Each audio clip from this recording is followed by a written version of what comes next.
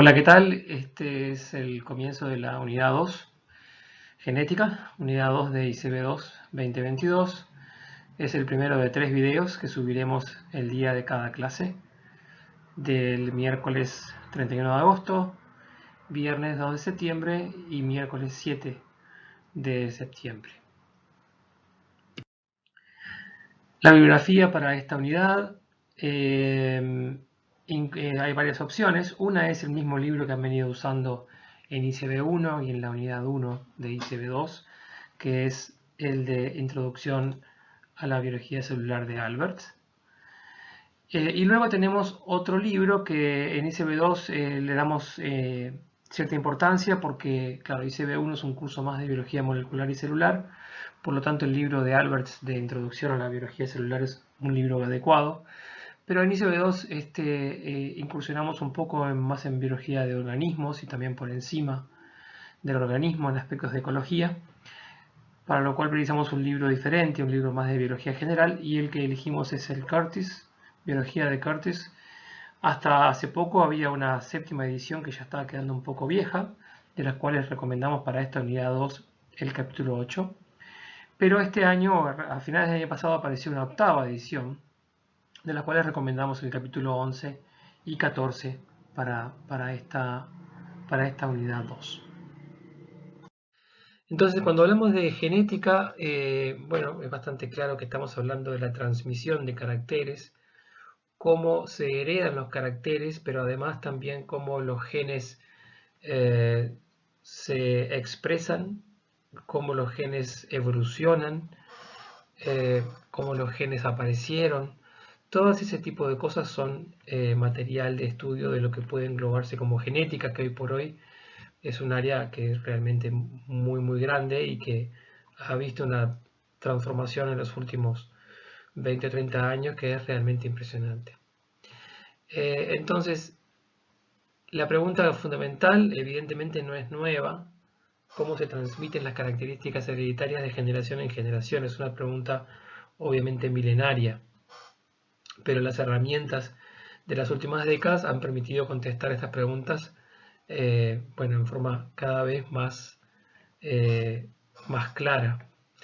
Sin embargo, antes también se preguntaban de cómo ocurrían estas cosas y bueno, hubo un antes y un después, como muchas veces pasa en ciencia, y en este caso tiene que ver con un antes y un después del trabajo de Mendel en el siglo XIX. Entonces, vamos a dedicar esta clase en realidad para ese trabajo de Mendel, aunque hoy por hoy puede verse como algo anticuado y de hecho se suele denominar a este enfoque como el enfoque de genética clásica, sí es útil para dejar sentadas algunas cosas básicas de la genética que nos ayudan después a enfocar aspectos más modernos de la genética con algunos conceptos más claros. Entonces, antes de Mendel, bueno, había diferentes épocas en donde se hablaba de diferentes modalidades de transmisión. Por ejemplo, en la época de los griegos se consideraba que había partículas que transmitían características y que esas partículas ocurrían en el cuerpo durante la concepción de un nuevo individuo y pasaban de alguna manera a la generación siguiente. Eso evidentemente no explicaba muchas cosas, por ejemplo, no explicaba cómo había características que se salteaban una generación, a no ser que los abuelos estuvieran involucrados en la concepción, cosa que parecía un poco extraña. Más adelante, con el avance de la microscopía, ya muchos años después, pero aún en épocas que hoy consideramos muy lejanas, ¿no?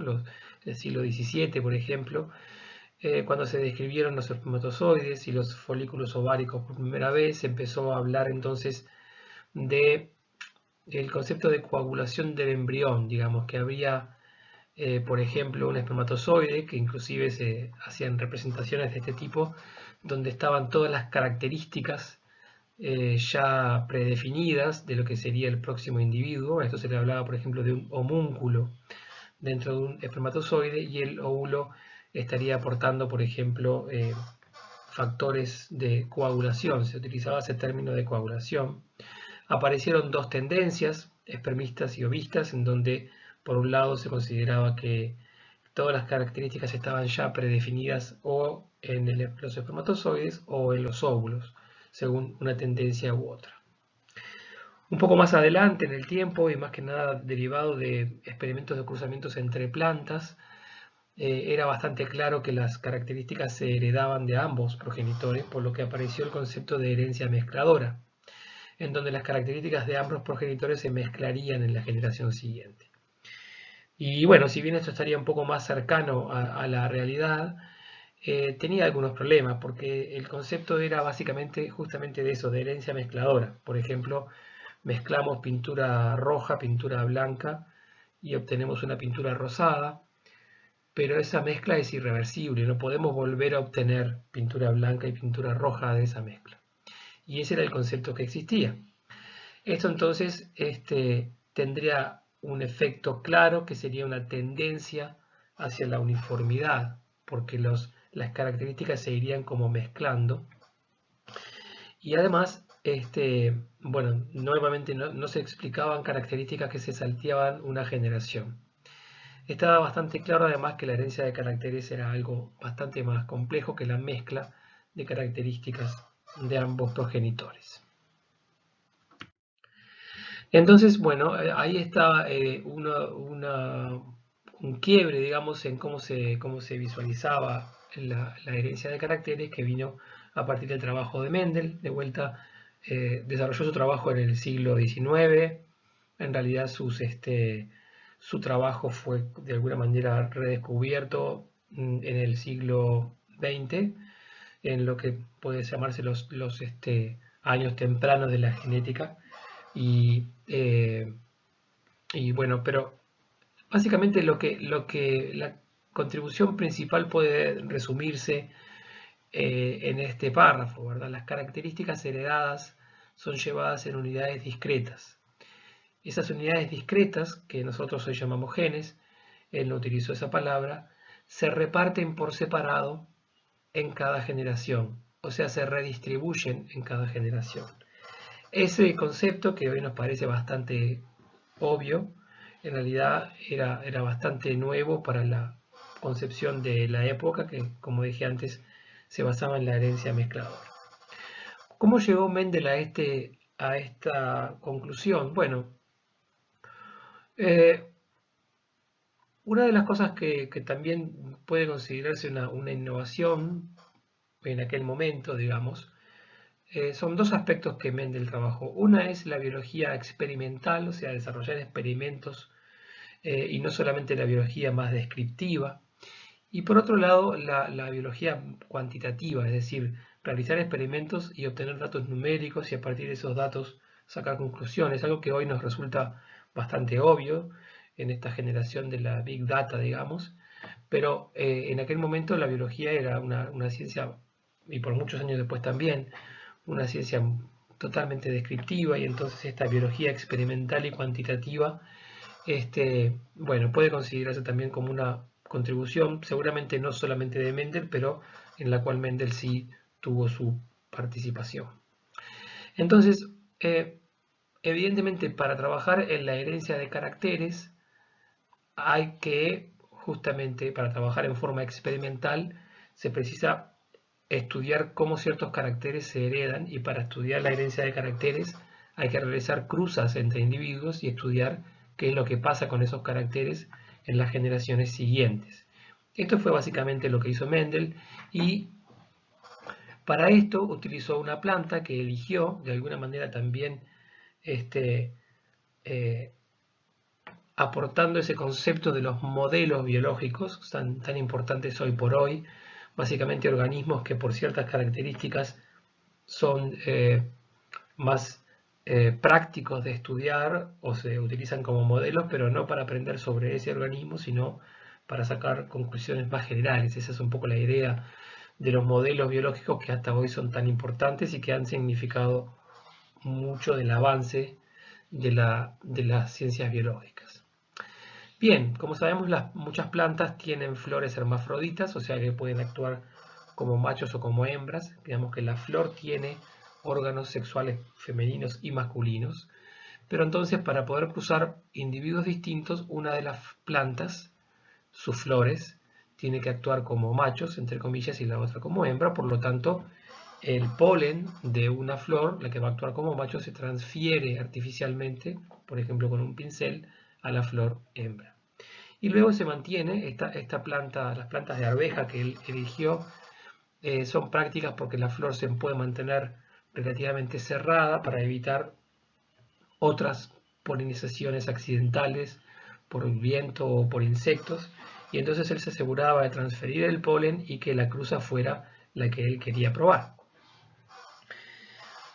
Otra de las características interesantes de esta planta, aparte de aspectos prácticos como que tenía generaciones rápidas, por lo tanto permitía sacar conclusiones rápidas, era que se presentaba o se podía obtener en el mercado, se podía comprar en diferentes variedades, y estas variedades tenían características diferentes, por ejemplo el color de la flor, por ejemplo el color de las semillas de las arvejas, y esas características eran reproducibles. O sea, si uno mantenía una cantidad de plantas y se cruzaban entre sí, todas con las mismas características, siempre se obtenían plantas de la misma característica.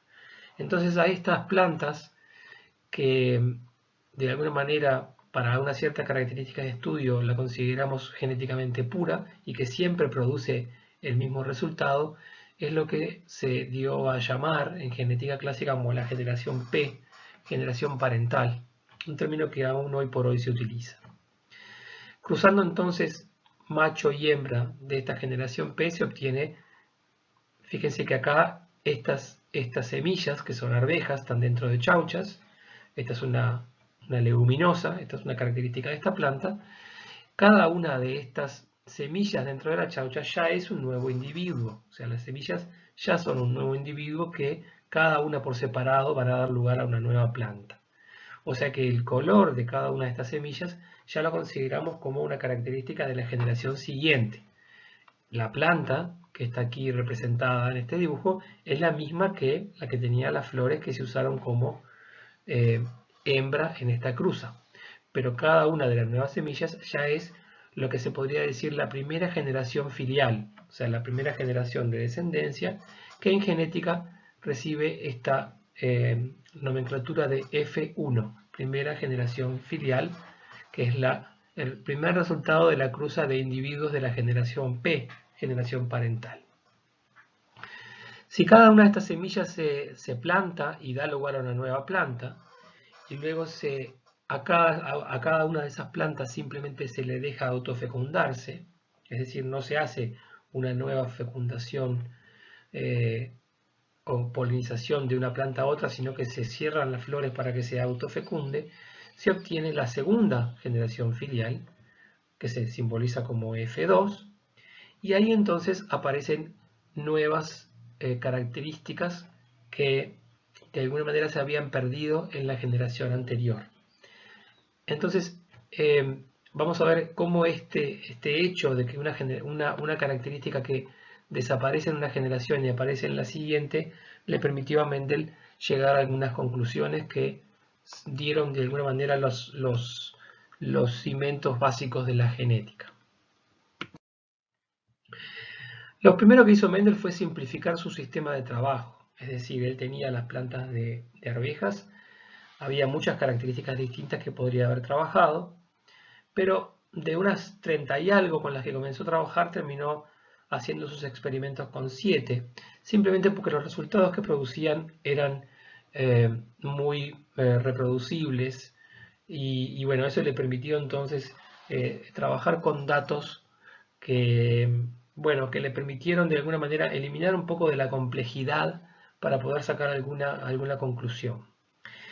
Esto evidentemente es, de alguna manera, es debatible, ¿verdad? Porque se está dejando de lado características que simplemente porque no se pueden explicar se dejan de lado. Eso es algo que realmente en cuanto a la metodología científica sería algo un poco observable, digamos, pero sí le permitió trabajar con datos que que le resultaban claros para poder sacar alguna conclusión al menos preliminar. Entonces, de los 30 y algo de características, terminó trabajando con muchas menos, que se presentaban en dos formas claramente diferenciables. Por ejemplo, algunas tenían que ver con la semilla de arveja propiamente dicha, la forma de la semilla, el color, ¿verdad? El color de la semilla amarilla o verde, la forma de la semilla redonda o rugosa. Todos hemos visto unas arvejas que son todas arrugadas, ¿verdad? Eso hoy por hoy se conoce claramente cuál es la mutación que la causa. Los colores, como decíamos, de las arvejas, y otras tenían que ver con características no de las arvejas, sino de la planta en sí misma. Por ejemplo, la posición de la flor, el color de la flor, las características de la vaina, o sea, de la chaucha, que fuera hinchada o que fuera más comprimida, el tallo de la flor, características obviamente independientes entre sí, pero que tenían en común que se presentaban en dos formas claramente diferenciables y estables en el tiempo. Volviendo entonces a esa cruza que realizó, otro aspecto que es de destacar de este trabajo es que no se quedó con los resultados de la primera cruza, sino que analizó los resultados de la segunda cruza, o sea, de la autofecundación de la F1 para dar la segunda generación filial, o sea que de alguna manera mostró un poco de resiliencia para poder obtener resultados que quizás haberse quedado en la generación F1 podría haber sido un poco más cómodo. Simplemente ¿por qué? Porque lo que observó primeramente es que en esta generación F1, fíjese los colores de todas estas arvejas, son todos iguales y son iguales a uno de los dos progenitores. ¿Por qué? Porque las plantas que usó, en este caso como macho, tenía semillas amarillas y la planta que usó como hembra tenía semillas verdes.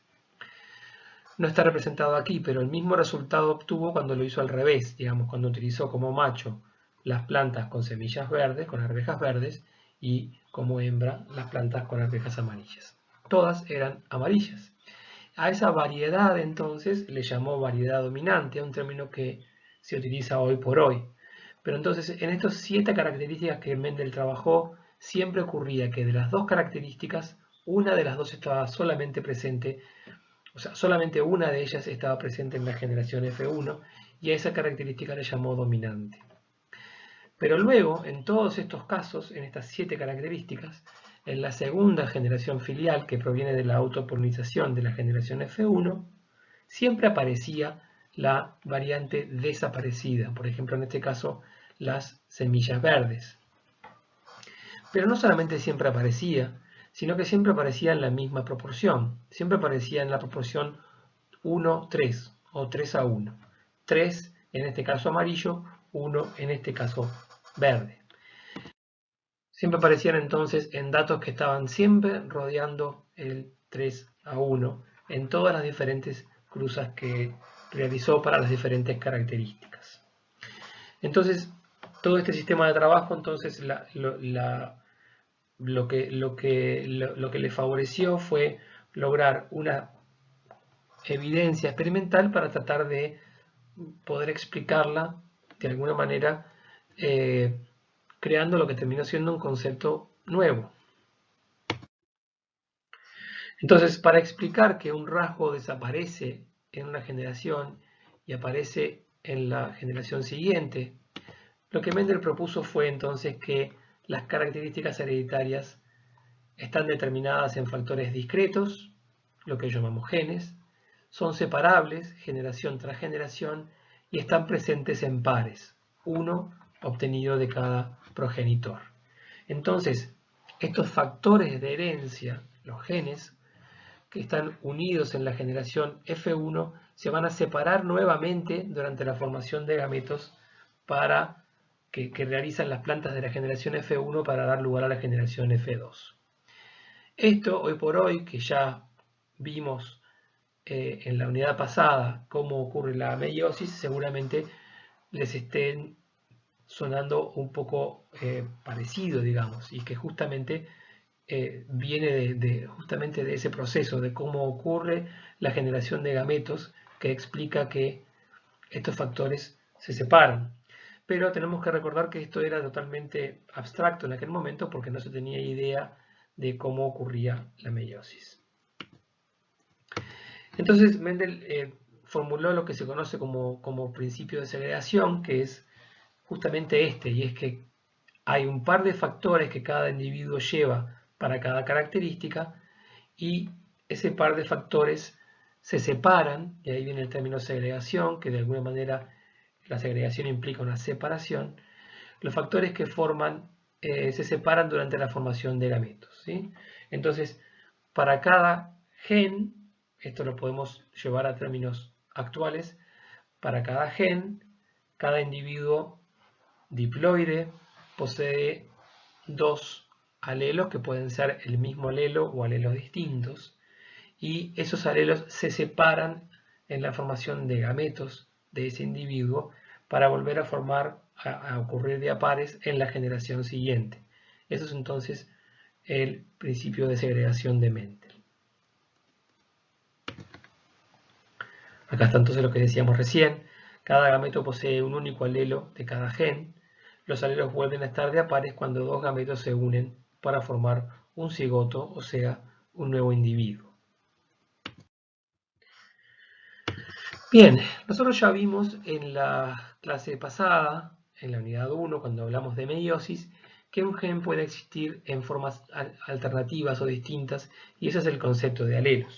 También vimos que en un organismo, para un gen dado y para cada gen, ese organismo puede tener, si es diploide, dos copias del mismo alelo y ser homocigota para ese gen, o dos alelos distintos y ser heterocigota para ese gen.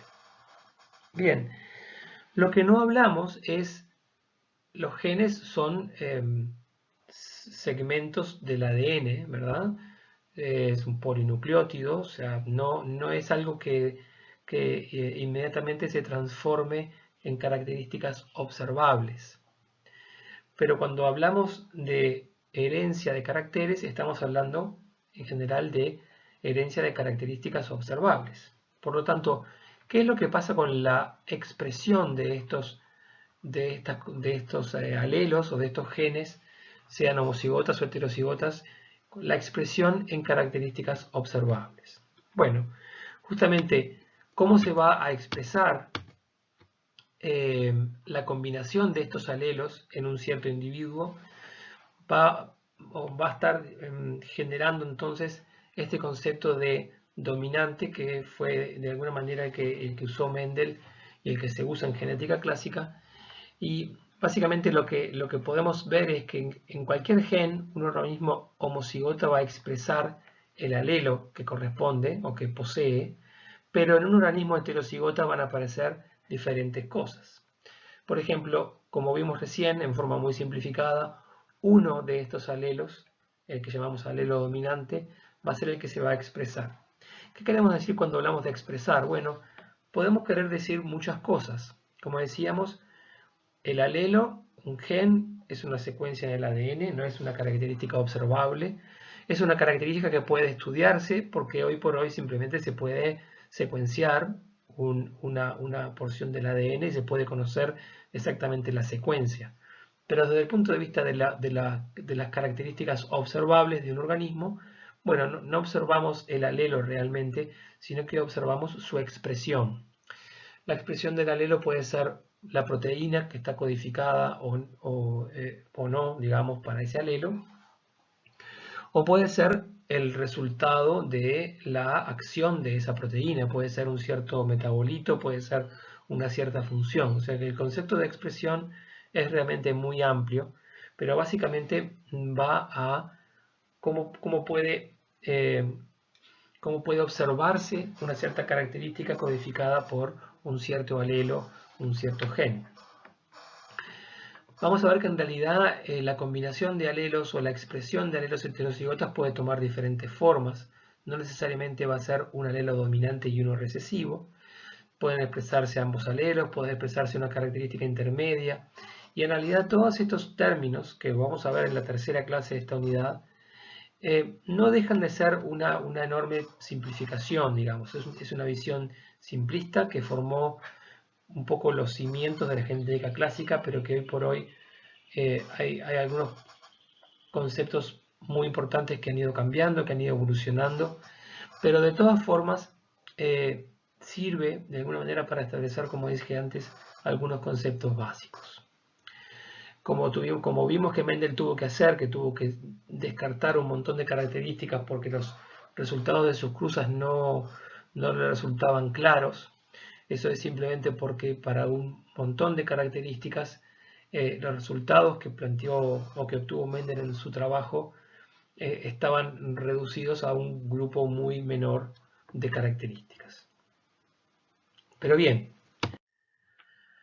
volvamos entonces o aprovechemos esto para integrar otros dos conceptos, que son los conceptos de fenotipo y genotipo, ¿verdad? Entonces, si los alelos para un cierto gen, que puede ser homocigota, heterocigota, viene a ser de alguna manera la información genética, pero luego la expresión, o sea, las características observables, no necesariamente son lineales en cuanto a esos alelos, porque puede haber diferentes combinaciones de alelos que van a dar fenotipos comunes. Vamos justamente a introducir estos dos conceptos, el de fenotipo y el de genotipo. Entonces, el fenotipo viene a ser las características observables para una cierta característica, observables que puede llegar a ser, por ejemplo, desde un color claramente observable hasta la expresión de una cierta proteína que puede cuantificarse. Y el genotipo viene a ser entonces la información genética que está detrás de ese fenotipo. Y como vemos entonces no es inmediatamente directa su relación, porque por ejemplo podemos tener un mismo fenotipo como el color de esta flor o de estas dos flores, la A y la C, para genotipos distintos, porque acá tenemos un genotipo homocigota y acá tenemos un genotipo heterocigota. Entonces, ¿qué son estas letras que están acá? Bueno, esta es una forma también extremadamente simplificada de denominar alelos. Obviamente, hoy por hoy se tienen que utilizar otro tipo de nomenclatura más compleja, pero de vuelta a nivel conceptual nos sirve. Entonces acá lo que tenemos es que ver en genética clásica se puede utilizar, por ejemplo, una única letra y utilizar mayúscula y minúscula para denominar alelos entonces dominantes o alelos recesivos. En este caso, nuevamente muy simplificado, entonces, una flor que tiene para un cierto gen es homocigota para dos alelos, para el alelo, digamos, dominante, va a tener un cierto fenotipo, pero luego una flor que sea, una planta que sea heterocigota para ese mismo gen, o sea que tenga un alelo, dos alelos distintos, en este caso uno dominante y uno recesivo, va a tener el mismo fenotipo. Por lo tanto, entonces, acá es donde vemos que fenotipo y genotipo no son exactamente lineales uno con el otro, sino que son conceptos que tienen sus diferencias y que es importante entonces tenerlo claro. Lo otro que vemos acá en estos tres casos de plantas con colores de flores diferentes, colores de flores que están dominados entre otros por un cierto gen, y acá hay otro aspecto importante que la genética mendeliana simplificó mucho, digamos, y que obviamente no es así, y es que es necesario desterrar la idea de que cada característica está gobernada por un único gen, sino que las características están eh, controladas o definidas, digamos, en general por una diversidad de genes. Lo cual no quiere decir que un único gen, en cuanto cambie su genotipo, produzca un cierto cambio predecible en el fenotipo que estamos estudiando.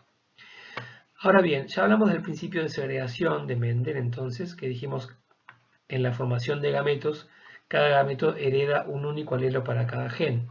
Esto es lo que se visualiza entonces aquí.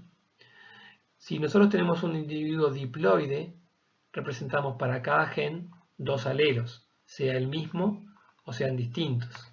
Pero cada gen en un organismo diploide posee dos alelos. O sea, el organismo posee dos alelos para cada gen. En este caso estamos representando un cierto gen que le llamamos B. Pero a la hora de formar gametos, tanto masculinos como femeninos, cada gameto va a tener un único alelo para cada gen. Va a tener todos los genes, pero va a tener un único alelo para cada gen.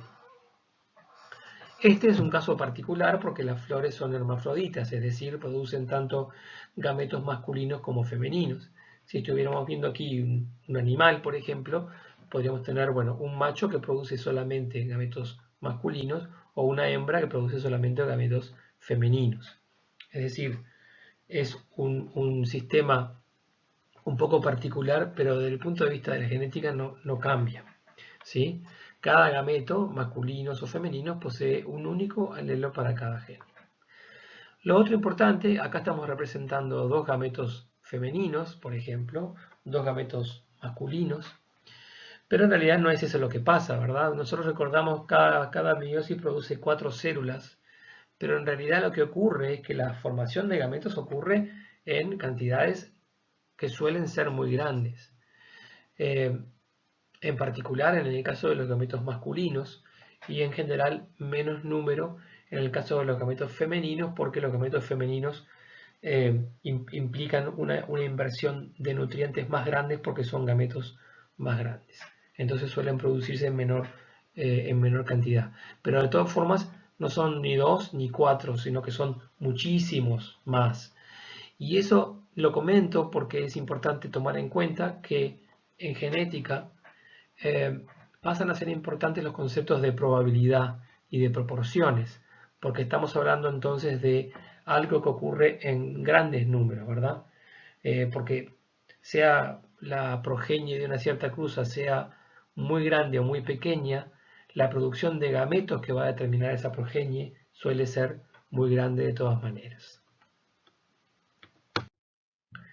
Bien, entonces, ¿cómo ocurre esa proporción de 3 a 1 que Mendel encontró en sus cruzas? Bueno, vamos a repasarlo acá. Tenemos la generación P, recordemos la generación parental, que es genéticamente, en teoría, pura, que es muy reproducible, es decir, estas flores cruzadas entre sí, estas plantas cruzadas entre sí, siempre dan flores de un color rosado, digamos. Estas plantas cruzadas entre sí siempre dan flores de un color blanco, generación tras generación, por lo que se consideran genéticamente puras para esa característica que estamos estudiando, en este caso el color de la flor. Hacemos una cruza entonces, y esto es el concepto, esta cruza recibe el nombre de cruza monohíbrida. Mono quiere decir uno, híbrido quiere decir combinar algo diferente o diferente. O sea, esta estamos haciendo una cruza en la cual estamos analizando una sola característica y estamos cruzando individuos que son genéticamente puros pero que difieren en esa característica. Esto es lo que se conoce en genética clásica como cruza monohíbrida.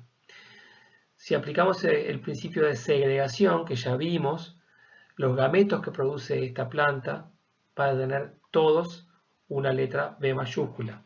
O sea, esta planta es homocigota para este gen con el alelo dominante. Todos los gametos van a ser portadores del alelo dominante.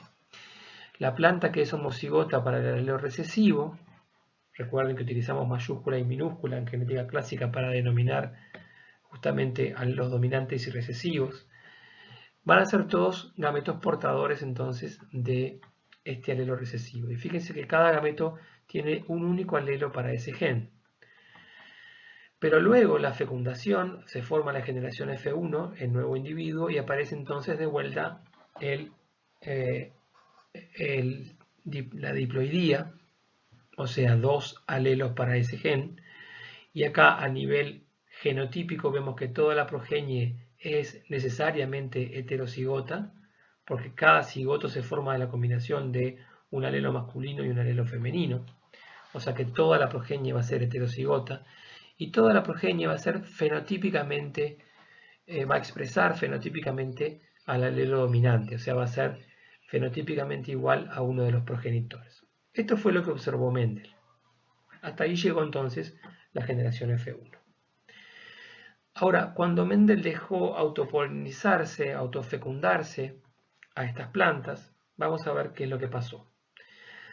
Esta planta de vuelta es hermafrodita, por lo tanto produce gametos masculinos y femeninos, Pero acá entonces, si nuevamente aplicamos el principio de segregación, en la generación de gametos, en la meiosis, tenemos que cada gameto va a heredar o la B mayúscula o la B minúscula, pero solamente una de ellas. Por lo tanto, va a haber una cierta cantidad, de hecho la mitad de los gametos masculinos va a tener el alelo dominante y la otra mitad va a tener el alelo recesivo.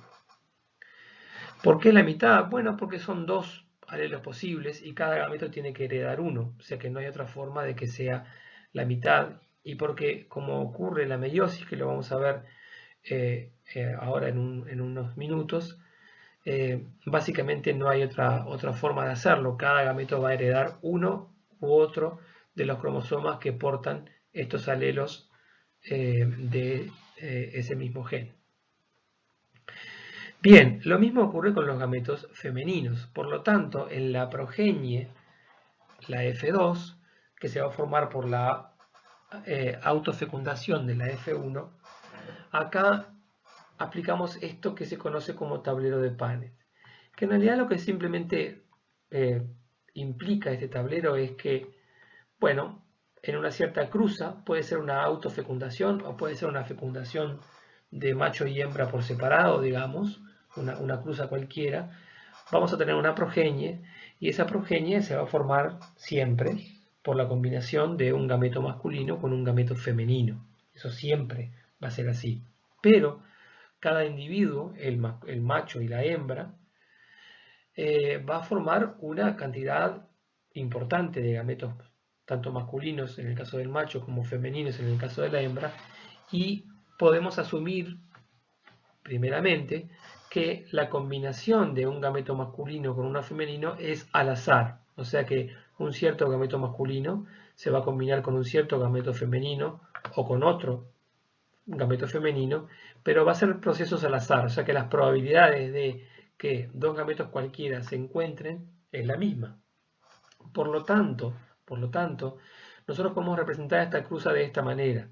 Representamos los gametos encabezando las columnas, representamos los gametos del otro sexo encabezando las filas, y entonces cada cuadradito es una combinación de gametos masculinos y femeninos, y cada cuadradito tiene la misma probabilidad de ocurrir. Un concepto importante ahí. Cada uno de estos cuadrados tiene la misma probabilidad de ocurrir. Por lo tanto, cada uno de estos cuadrados tiene una probabilidad de un cuarto. Y acá lo que estamos representando justamente en cada uno de estos cuadrados son las posibles combinaciones de gametos para dar una progenie. Vieron que nuevamente representamos genotipos diploides.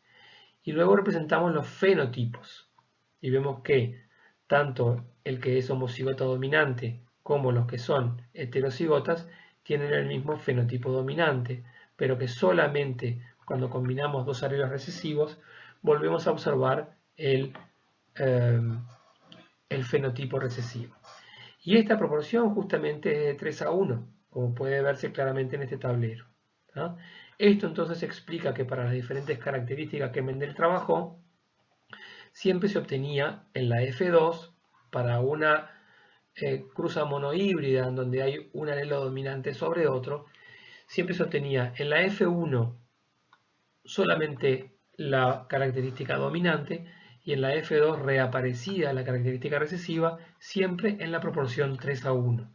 Esto lo explicamos entonces a través de este tablero que se llama tablero de Punnett en honor a un geneticista del siglo XX, y este tablero entonces de vuelta es muy útil para entender cómo puede una situación de herencia de caracteres simple como esta, como puede ocurrir. Bueno, representando los gametos de la cruza, representando las posibles progenies y entonces estimando las proporciones.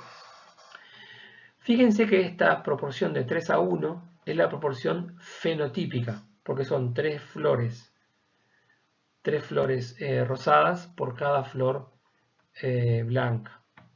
Esto pueden llegar a ser, por ejemplo, 15 contra 5 o 1500 en 500, es decir, esto no habla de las cantidades, habla de las proporciones, ¿verdad? para diferentes organismos tendremos progenies con cantidades muy altas de individuos, para otros organismos tendremos progenies con cantidades muy bajas. Pero esto entonces habla de proporciones o probabilidades y no de cantidades netas. No es que de esta cruza se obtengan 4 plantas como resultado y 3 de un tipo y 1 de otro. Pero volviendo a lo anterior, fíjense cómo tenemos 3 a 1 es la proporción fenotípica.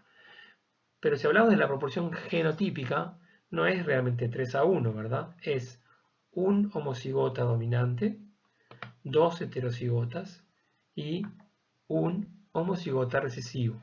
O sea que acá la relación, que la escribiríamos como 1, 2 puntos, 2, 2 puntos, 1, son las proporciones genotípicas. O sea que para una cruza, cuando nosotros representamos el tablero de Punnett, podemos de aquí concluir las proporciones fenotípicas, características observables, o las proporciones genotípicas, que son los genotipos posibles de la progenie para la característica en estudio. Bien, si nosotros observamos entonces que una flor que tenga este color púrpura puede ser homocigota dominante o puede ser heterocigota, o sea, nosotros al observar esta característica no podemos saber cuál es el genotipo que está detrás de este fenotipo. Para eso entonces en genética clásica apareció un concepto que es el de cruza de prueba, en donde simplemente a un individuo con el fenotipo dominante se lo cruza con un individuo con el fenotipo recesivo, cuyo genotipo es necesariamente homocigota recesivo, y de la progenie de esta cruza podemos concluir cuál era el genotipo de este individuo de la generación anterior. Si toda la cruza F1 da individuos con el fenotipo dominante, entonces este individuo original era homocigoto dominante, pero si la cruza da la mitad, fíjense acá como tenemos que este individuo me puede producir, si es heterocigota, 2 gametos diferentes en cuanto al genotipo de este gen B, mientras que el individuo con el fenotipo recesivo me va a producir todos los gametos con el alelo B recesivo. Pero en la cruza entonces yo voy a obtener la mitad de individuos con el fenotipo dominante y la otra mitad de individuos con el fenotipo recesivo. Necesariamente va a ser así si el individuo original era heterocigota. Fíjense que acá en esta cruza en particular hay uno de los dos progenitores que forma todos los gametos desde el punto de vista del gen que estamos estudiando, todos los gametos son iguales. Por lo tanto, no es necesario representar 2, ni 4, ni 8, sino que lo que representamos es un tablero de Punnett en donde se representan para el gen en estudio, se representan solamente los alelos, los gametos que tienen alelos diferentes. ¿Sí? O sea que un tablero de Punnett puede ser de 2×2 como era el anterior, o de 2×1, o de 2×4, es decir, lo que representamos son los gametos que difieren en el gen en estudio. Lo que vimos recién de cruza monohíbrida entonces es como el ejemplo más simplificado, se puede complicar un poco más. Si cruzamos individuos que difieren no en uno, sino en 2 caracteres, y esto es lo que llamamos cruza dihíbrida. Esto ustedes lo pueden empezar a ver en el repartido y en el libro, pero nosotros vamos a verlo a partir de la próxima clase.